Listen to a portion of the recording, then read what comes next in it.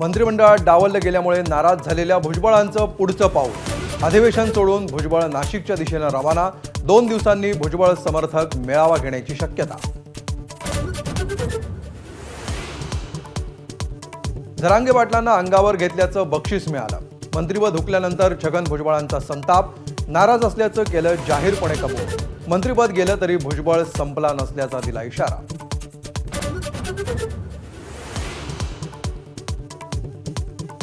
राज्यसभेबाबत विचारणा झाली होती, मात्र आता इच्छा नाही। छगन भुजबळांनी ऑफर नाकारली।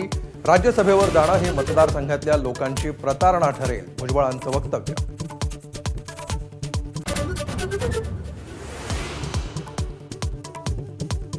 चौदा डिसेंबरला फडणवीस आणि बावनकुळेंनी मंत्रिपदाबद्दल शब्द दिला होता। भाजप नेते सुधीर मुनगंटीवार यांचा गौप्यस्फोट। नाराजी नसल्याचं सांगत खदखद केली व्यक्त।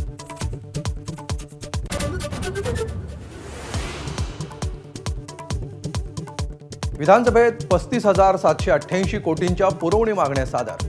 लाडकी बहीण योजनेसाठी 1400 कोटींची तर मुंबई मेट्रो 3 साठी 655 कोटींची अतिरिक्त तरतूद।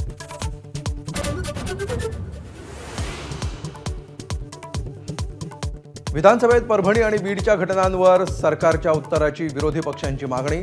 पटोलेंकडून सवाल उपस्थित। तर अध्यक्षांनी चर्चेसाठी उद्याचा वेळ दिला तरी चालेल, सरकार तयार, मुख्यमंत्र्यांचं उत्तर।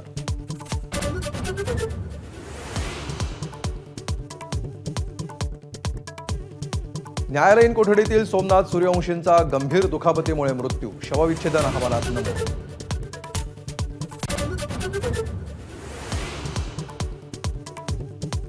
परभणीत सोमनाथ सूर्यवंशींच्या पार्थिवावर अंत्यसंस्कार। शहरात सकाळपासून धरणे आंदोलन सुरू।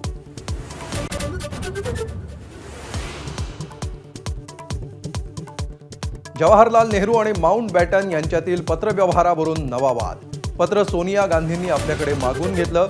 संबित पात्रांची टीका। गांधी घराण्याला काय लपवायचं होतं, संबित पात्रांचा संतप्त सवाल।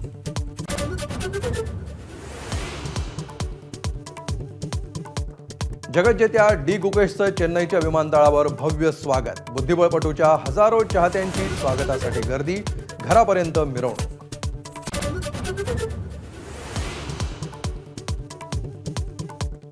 राज्यात थंडी वाढणार। येत्या 3-4 दिवसांमध्ये अनेक भागामध्ये पारा 10च्या खाली घसरण्याचा अंदाज।